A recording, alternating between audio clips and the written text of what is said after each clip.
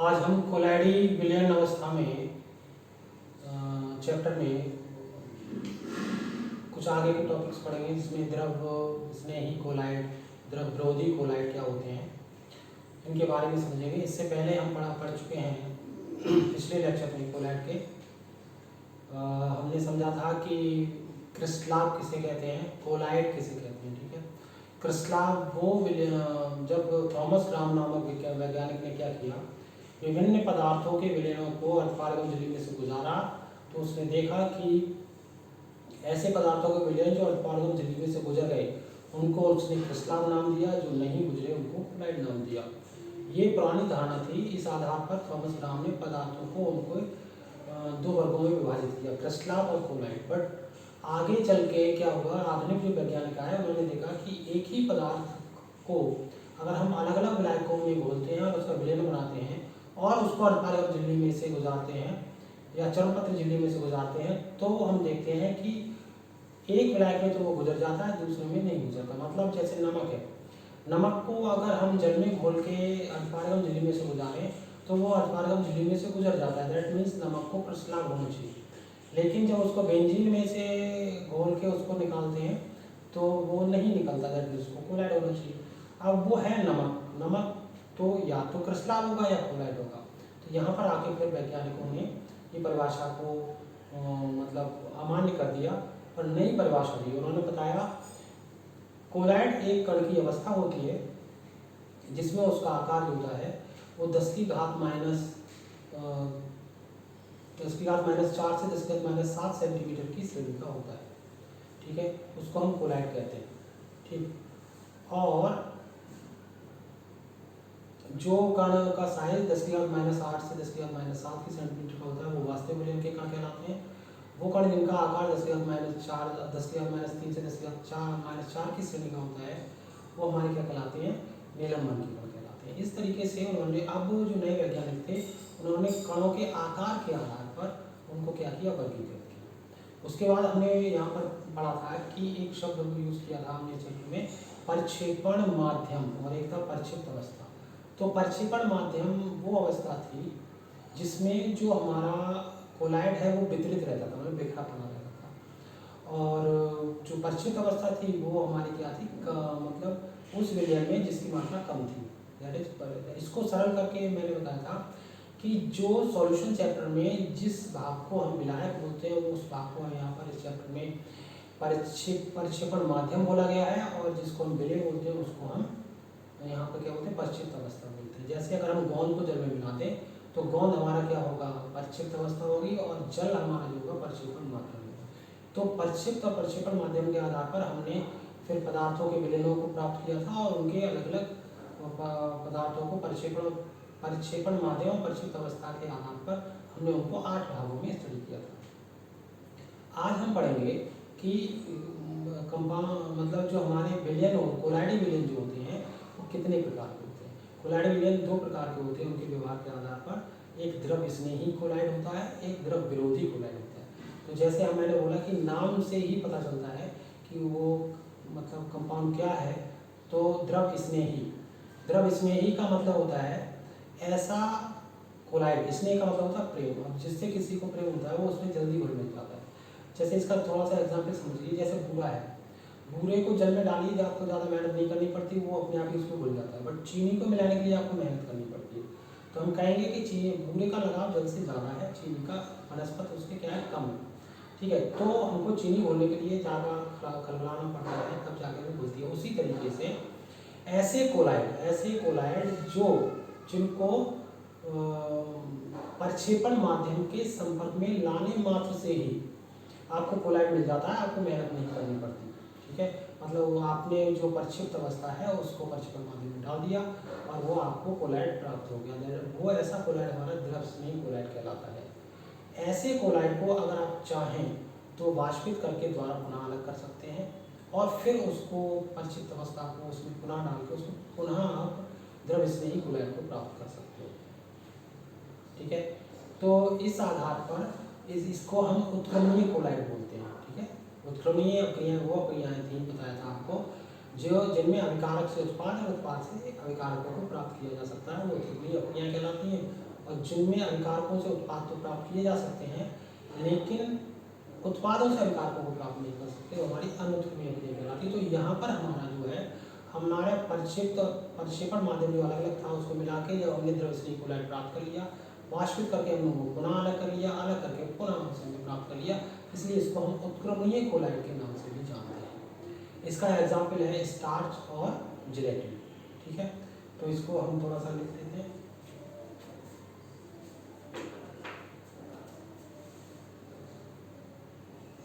यही समझ द्रव स्नेही कोलाइट।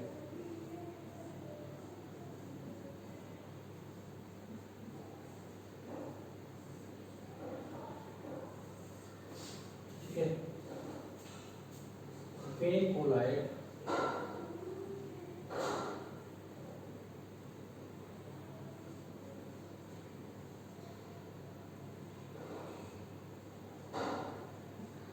जिनको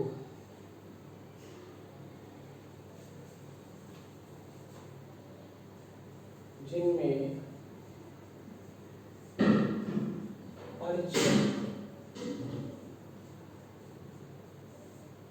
परिक्षिप्त अवस्था को परिक्षेपण माध्यम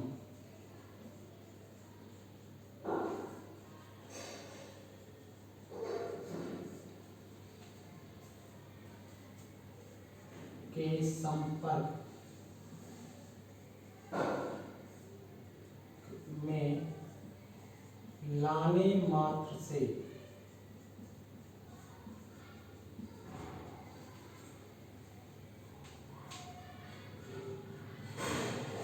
कोलाइडी विलयन प्राप्त होगा।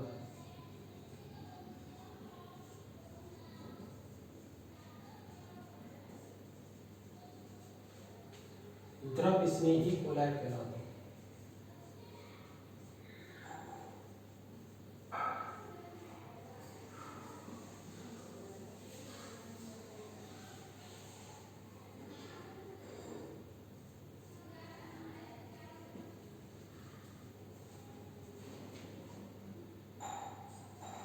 द्रव स्नेही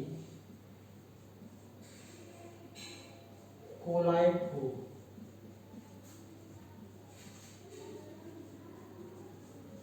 वाष्पित करके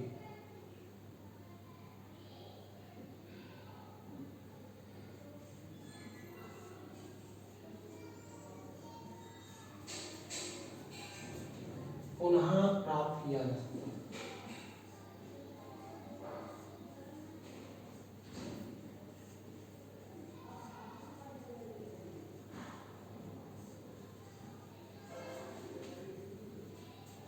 और इसे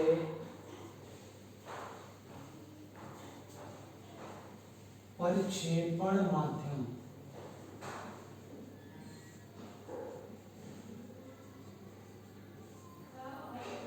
के संपर्क में लाकर इसका पुनः द्रव स्नेही कोलाइट प्राप्त किया जा सकता है।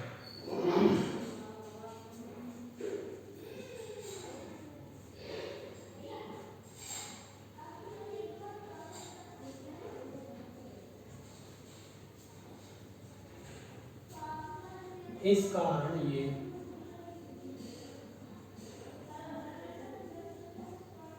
उत्क्रमणीय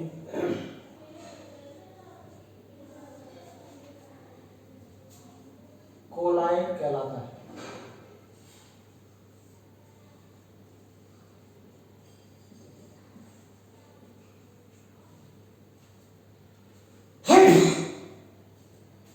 जैसे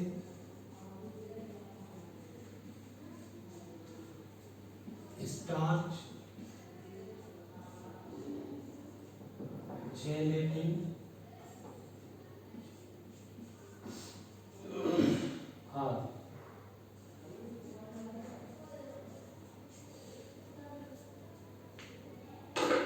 ओके, तो द्रव स्नेही कोलाइड वो कोलाइड हुआ जिसको हम, जैसे अभी इसका एग्जाम्पल स्टार्च और जेलेटिन है, तो अगर आप इसको प्रक्षेपण माध्यम के संपर्क में लाएंगे, दैट मीन जल के संपर्क में लाएंगे, तो आपको उसको ज़्यादा मेहनत नहीं करनी है, उसमें डाला और उसका कोलाइड बन जाएगा आराम से।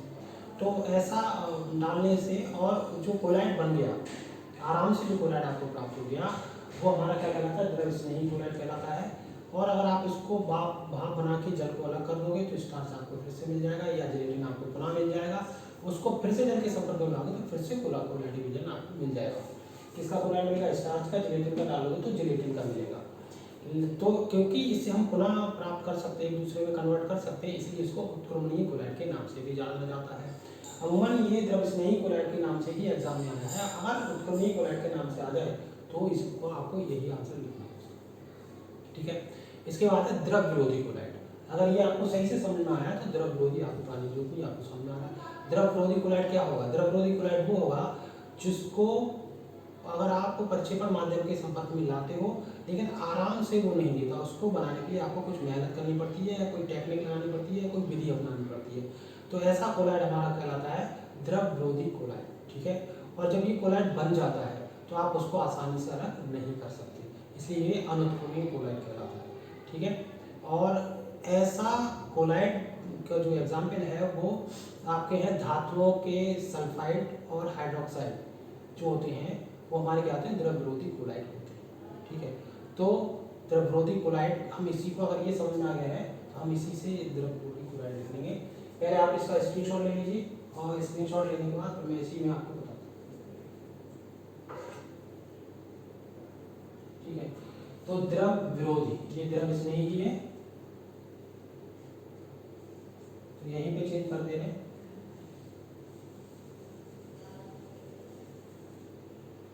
द्रव विरोधी, द्रव विरोधी कोलाइड, ठीक है। तो अब इसमें क्या लिखेंगे आप, वे कोलाइड जिनमें परिक्षिप्त अवस्था को प्रक्षेपण माध्यम के संपर्क में लाने मात्र से ही कोलाइड विलयन प्राप्त हो जाते हैं, ऐसा द्रव स्नेही में था, यहाँ प्राप्त नहीं होते, ठीक है, प्राप्त नहीं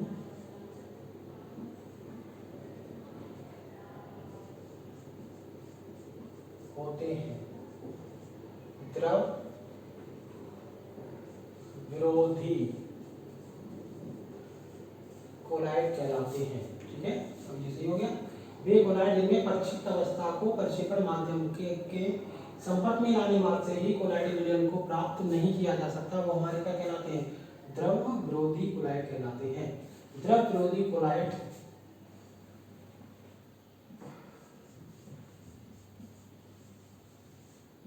को वाष्पित करके पुनः प्राप्त नहीं किया जा सकता,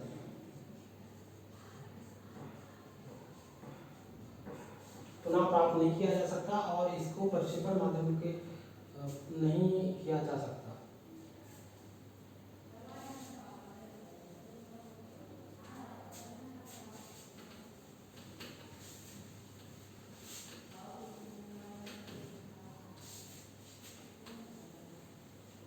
नहीं, अब इसको नहीं कर सकते तो बात ही खत्म हो जाती है। इस कारण इसको अनुत्क्रमणीय कोलाइड भी बोलते हैं।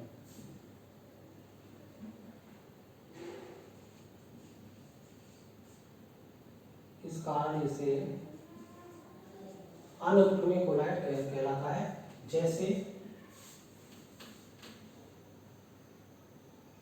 धातुओं के सल्फाइड व हाइड्रोक्साइड, इसके एग्जाम्पल, ठीक है। तो द्रव विरोधी कोलाइड हो गया, ठीक है। तो सही से ये क्या हुआ, द्रव वे कोलाइड जिनमें परिक्षिप्त अवस्था को प्रक्षेपण माध्यम के संपर्क में लाने मात्र से कोलाइडी विलयन प्राप्त नहीं होता द्रव विरोधी कोलाइड कहलाते हैं। द्रव विरोधी कोलाइड को वाष्पित करके पुनः प्राप्त नहीं किया जा सकता, इस कारण इसको अनुत्क्रमणीय कोलाइड कहते हैं। जैसे धातु के सल्फाइड और हाइड्रोक्साइड, ठीक है। तो पहला हमने द्रव स्नेही पढ़ा, दूसरा द्रव विरोधी पढ़ा, नाम से ही दोनों का क्लियर हो रहा है। ऐसा कोलाइड जिसको हम द्रव के संपर्क में लाने मात्र से ही प्राप्त कर सकते हैं द्रव स्नेही है, नहीं कर सकते द्रव विरोधी है। द्रव स्नेही को वाष्पित करके आप क्या कर सकते हो, पुनः प्राप्त कर सकते हो प्रक्षिप्त अवस्था को, बट इसमें हम वाष्पित करके पुनः प्राप्त नहीं कर सकते। इस कारण इसको प्राप्त कर सकते हो, इस कारण उसको ध्रुवीय कोलाइड बोलते हो, इसको वाले को क्या बोलते हो, अनुध्रुवीय कोलाइड बोलते हो। ठीक है, एग्जाम्पल सीखेंगे, इसका स्क्रीनशॉट ले लीजिए। तो द्रव विरोधी द्रव स्नेही आपका क्या हो गया, ये दोनों टॉपिक आपके जो है वो खत्म हो गए। ये इंपॉर्टेंट है, इसमें से कई बार आया है द्रव स्नेही द्रव विरोधी में, तो आप इसको अच्छे से याद करेंगे। इसका स्क्रीनशॉट ले लीजिए।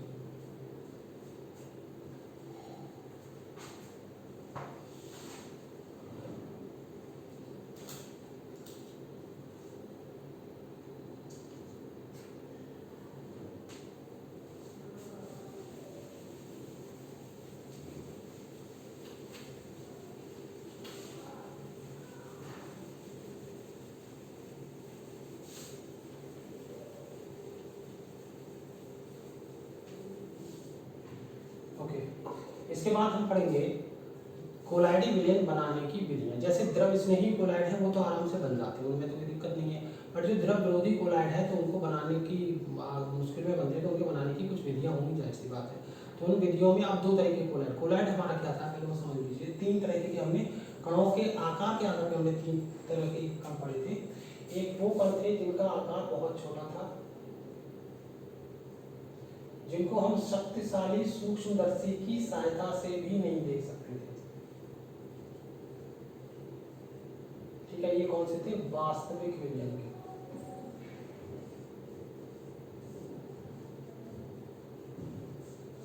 जिनका आकार आपका 10 की घात -8 से 10 की घात -7 सेंटीमीटर की, 10 की घात -7 से 10 की घात -8 सेंटीमीटर की श्रेणी का था। ठीक है, तो वास्तविक विलयन के कण थे जिनका आकार 10 की घात माइनस से 10 की घात -8 सेंटीमीटर का था, जिसमें जो प्रक्षिप्त अवस्था प्रक्षेपण माध्यम दोनों का आकार लगभग समान रहता। ओके, तो वो हमारा कहता है। अब ये क्योंकि बहुत छोटे थे, छोटे होते हैं, जैसे कि उनको हम शक्तिशाली सूक्ष्मदर्शी से भी नहीं देख सकते। दूसरे हमारे थे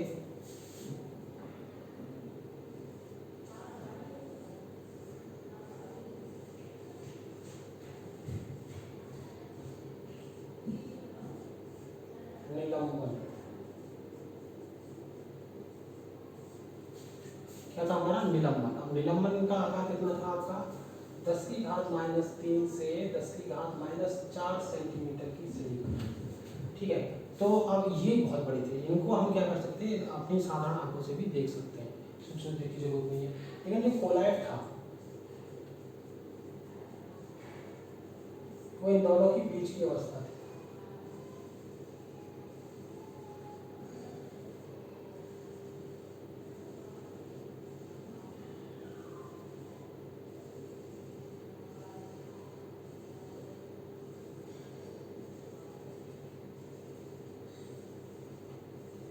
जिनका आकार था हमारा 10 की घात -4 से 10 की घात -7 की सेंटीमीटर। ओके, तो अब ये जो कोलाइड था, जो हमारा टॉपिक है या हम जो चैप्टर पढ़ रहे हैं कोलाइड के बारे में, आप देखिए वो वास्तविक विलयन से क्या है, बड़ा, और निलंबन के कणों से क्या है, छोटा। तो अगर हमको कोलाइड बनाना है और अगर हमको निलंबन से कोलाइड बनाना है तो हम उनका आकार क्या कर रहे हैं, छोटा, और वास्तविक विलयन से बनाना है तो इनका आकार हमको क्या करना पड़ेगा, बड़ा। तो निलंबन, इस आधार पर दो विधियां हुई हैं इसको बनाने की। एक है यांत्रिक प्रक्षेपण विधि, एक है संघनन विधि। तो कोलाइडी विलयन बनाने की विधि।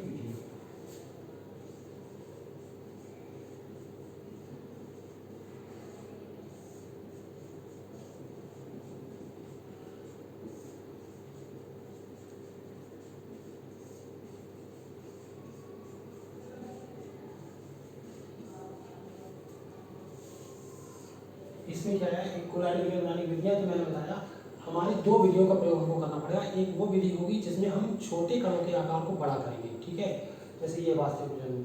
तो अब इसमें छोटे कणों का आकार बड़ा करो तो इसके ऊपर किसी चीज़ को आप जमाएंगे, मतलब इसके ऊपर डिपोजिट ही तो करोगे, दैट मीन संघनन करेंगे किसी चीज़ का। निलंबन के कारण जिसमें यांत्रिक प्रक्षेपण विधि, ठीक है, जिसमें मशीनरी का उपयोग करके इसको तोड़ेंगे, इनके कणों के आकार को हम क्या करेंगे, छोटा करेंगे, साइज छोटा करेंगे, तब हम इसको क्या करेंगे, इसमें बदलेंगे। तो दो तरीके से हुआ, एक विधि हुई आपकी यांत्रिक प्रक्षेपण विधि,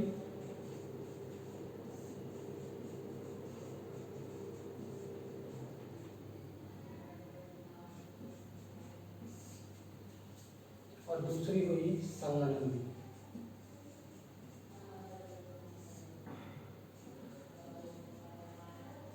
ठीक है, अब यांत्रिक प्रक्षेपण विधि में भी नंबर 1 हम पढ़ेंगे यांत्रिक प्रक्षेपण।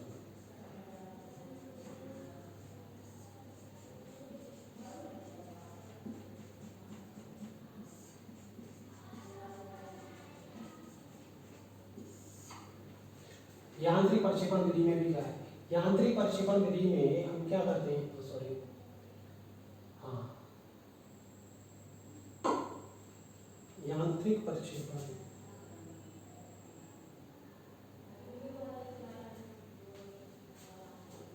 सॉरी ये पहली है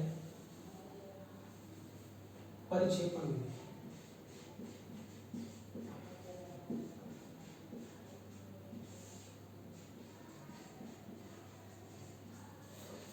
प्रक्षेपण विधि का एक विधि है, प्रक्षेपण विधि में एक विधि है यांत्रिक प्रक्षेपण विधि, दूसरी है इसमें विद्युतार्क विधि, तीसरी है पेप्टिकल। ठीक है, यान प्रक्षेपण विधि में, संगणक विधि में अलग है और विधियां। तो हम यहाँ प्रक्षेपण विधि में पहली विधि पढ़ने जा रहे हैं यांत्रिक प्रक्षेपण विधि। तो यांत्रिक प्रक्षेपण विधि में हम क्या करते हैं, तो पहले हम करने जा रहे हैं कि बड़े कणों के आकार को छोटे में बदलने जा रहे हैं। ठीक है, तो इसमें हम क्या करेंगे, हमारा जो कण है उनको हम एक मिल में डालेंगे, मिल मीन्स चक्की। ठीक है, उस मिल में डालेंगे और मिल में डालने के बाद हम क्या करेंगे, उसके कणों के आकार को क्या करेंगे, छोटा करेंगे।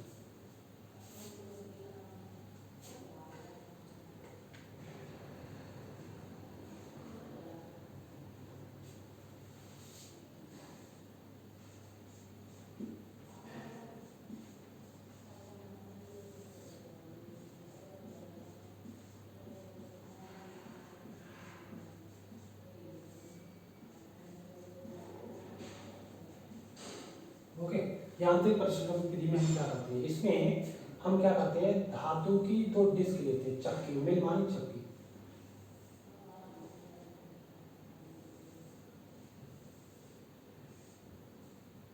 और ये खोखली शाफ्ट होती है,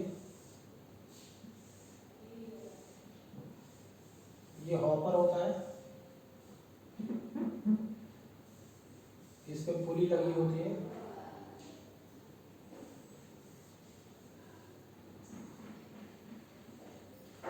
ठीक है, और ये जो धातु की डिस्कें होती हैं वो एक दूसरे की विपरीत दिशा में घूमती हैं। ठीक है, धातु की डिस्क या प्लेट, और ये खोखली शाफ्ट है, खोखली शाफ्ट, पुलिया इस पे पटा सकती है, पट्टा। ठीक है, यहाँ से आप क्या करते हो, निलंबन के कण डालते हो, और यहाँ से आपको क्या मिलता है, कोलाइड का।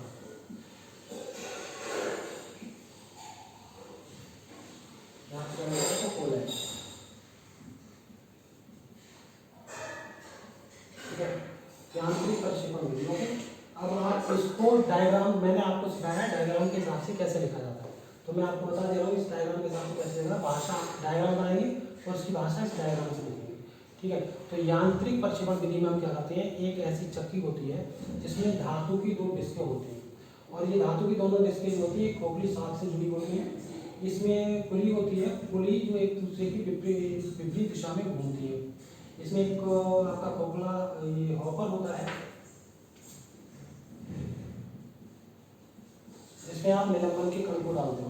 ठीक है, अब निलंबन का कण बड़ा है, जैसे गेहूं को आप चक्की में डालते हैं, इतना बड़ा गेहूं डालते हैं, उसका पाउडर आटा जैसा निकलता है, और उसी चक्की से आप क्या करते हो, आप मैदा भी बना लेते हो, आप उसी से आटा भी बना लेते हो, उसी से आप दलिया भी बना लेते हो। तो हम उसको एक नंबर पे जाके सेट कर देते हैं, उस आकार के कण उसमें से, उसी इसका आकार के, जिस आकार के हमको कण चाहिए, कोलाइडी कण का आकार हमारा कितना, 10⁻⁷ से 10⁻⁷ सेंटीमीटर का, तो उसी रेंज में इसको सेट कर देते हैं, फिर हम इनका कण इसमें से डालते हैं, तो कोलाइडी कण इसमें से निकलता है। भाषा इसकी कैसे लिखनी है मैं आपको बता रहा हूँ। यांत्रिक प्रक्षेपण विधि में हमारी क्या होता है, एक कोलाइड मिल होती है, कोलाइड मिल क्या होती है, कोलाइड मिल में हम धातु की 2 डिस्कें होती हैं जो एक दूसरे की विपरीत दिशा में घूमती हैं। ये एक खोखली शाफ्ट द्वारा एक दूसरे से जुड़ी होती है, जिसके ऊपरी सिरे पर हॉपर होता है जिसमें हम निलंबन डालते हैं। जब इसको मोटर की सहायता से चलाया जाता है उसी दिशा में जब प्लेट घूमती है तो उससे हमको कोलाइड टी विजन प्राप्त होता है। इतना लिख देंगे, ये डायग्राम बना देंगे आपका हो गया। ठीक है, इसका मतलब आप स्क्रीनशॉट ले लीजिए और इसकी सहायता से आप इसको बना के लाएंगे भाषा बनाएंगे।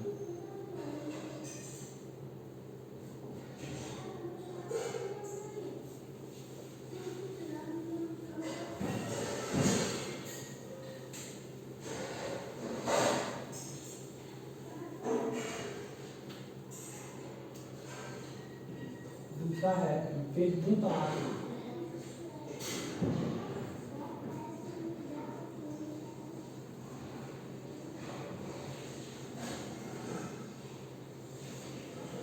विद्युत आर्क मतलब विद्युत मतलब जैसे आर्क माने चिंगारी, मैंने बोला नाम से आधी चीज बनी होती है, तो इसमें विद्युत का और किसी चिंगारी का काम होगा। तो इस विधि में हम क्या करते हैं, धातुओं के क्या बनाते हैं, कोलाइड बनाते हैं। तो जिस भी धातु का हमको कोलाइड बनाना है उसकी छड़ लेते हैं, रॉड लेते हैं। सोने का बनाना है सोने की छड़ लेंगे, चांदी का बनाना है चांदी की छड़ लेंगे। जिस भी धातु का हमको कोलाइड बनाना है उसकी धातु के लिए छड़ लेंगे।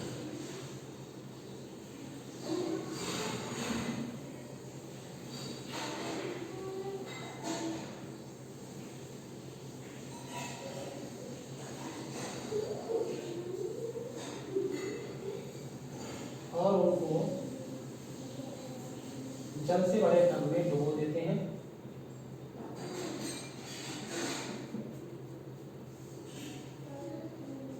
और इसमें कुछ मात्रा में NaOH या KOH होता है। ठीक है, और ये बर्तन एक और बड़े बर्तन में डूबा रहता है जिसमें बर्फ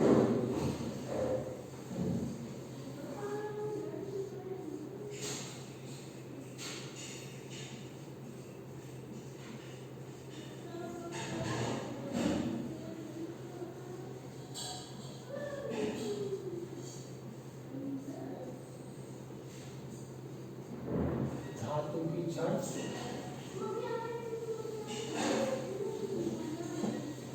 ओके, ये प्लस। ठीक है, अब क्या होता है, हमने क्या किया, हमने व्यवस्था क्या की, धातु की जो छड़ है, मान लो हमको सोने का कोलाइड भी बनाना है तो हमने सोने की छड़ें ले ली और उनको एक टब लिया, उस टब में जल रहा था उसमें डुबो दिया और छड़ में थोड़ी सी मात्रा में NaOH या KOH डाल दिया, चार डाल दिया माध्यम को छानी करने के लिए। अब वो जब उसके अंदर डाल दिया तो क्या होगा, डालने के बाद उस पूरे सॉल्यूशन के टब को एक दूसरे बड़े बर्तन में डाल दिया जिसमें बर्फ रखा हुआ था। ठीक है, उसका बर्फ का उद्देश्य आप जाने उसको ठंडा करना है। ठीक है, तो जब क्योंकि ये बर्फ के अंदर पूरा रखा हुआ तो ये अंदर का सॉल्यूशन कैसा हुआ, ठंडा। अब इन दोनों रॉड्स को एक जो कि कैथोड से एनोड से जुड़ी हुई है, जब दो तारों को आप आपस में मिलाते हो तो क्या स्पार्किंग होती है। स्पार्किंग को ही हम बिजली की चिंगारी को आर्क बोलते हैं। तो जो स्पार्किंग आपने देखा तार गल के होता है, मतलब ये जो प्रक्रिया आपने देखी उसमें आपने देखा कि टेम्परेचर इतना तक पहुंचा कि तार का जो गलनांक था उस तक टेम्परेचर पहुंचा, तब वो तार गल के गिला। दैट मीन्स वो धातु गलती है उस टेम्परेचर पे। तो जैसे ही आप इन दोनों सिरों को मिलाएंगे आप जानते हैं चिंगारी उत्पन्न होगी, और जब चिंगारी उत्पन्न होगी इसी वजह से इसका नाम विद्युत आर्क विधि।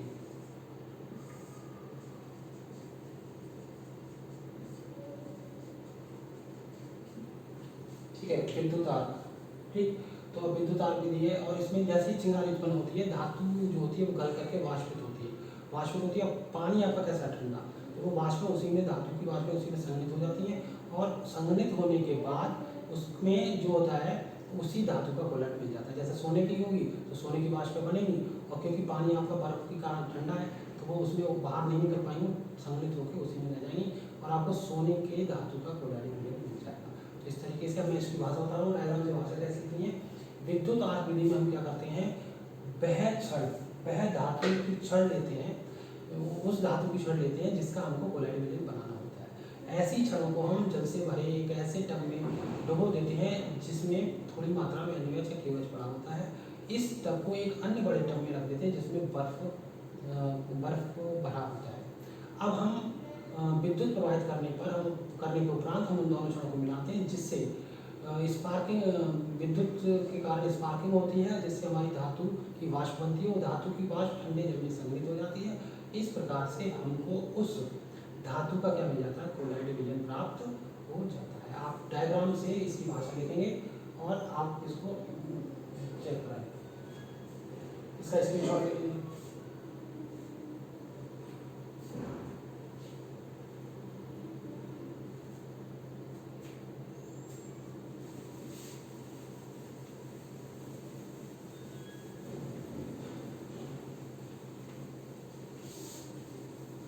लास्ट रहेगी आपकी प्रक्षेपण विधि में तीसरी विधि होगी आपकी प्रैक्टिकल।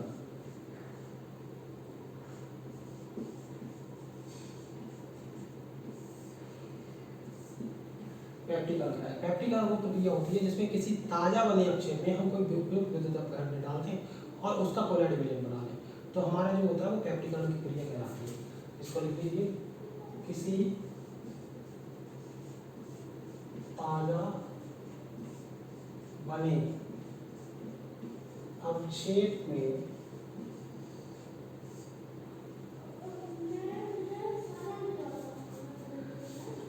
उपयुक्त विद्युत अपघट्य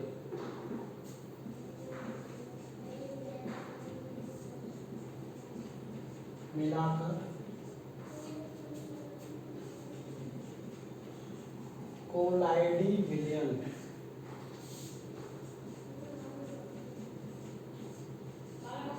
प्राप्त करने की विधि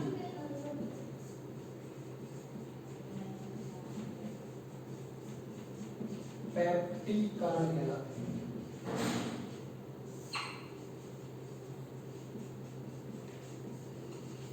ठीक है, प्रैक्टिकल कहलाती है। किसी ताजा वाले अवक्षेप में अगर हम विद्युत मिला दें और उसके अंदर हम कोई अच्छा विद्युत अपघट्य मिला दें तो हमारा जो कोलॉइड प्राप्त होगा वो हमारा प्रैक्टिकल की क्रिया कहलाता है। फॉर एग्जाम्पल, जैसे पहला एग्जाम्पल देखिए, एग्जाम्पल के तौर पे जैसे फेरिक हाइड्रोक्साइड के अवक्षेप में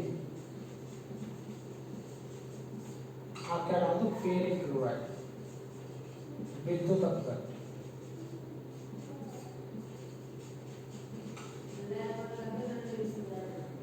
फेरिक क्लोराइड विद्युत अपघट्य डाल देंगे आप तो आपको फेरिक हाइड्रोक्साइड का क्लोराइड मिल जाएगा। ठीक है, ऐसे ही दूसरा एग्जाम्पल है,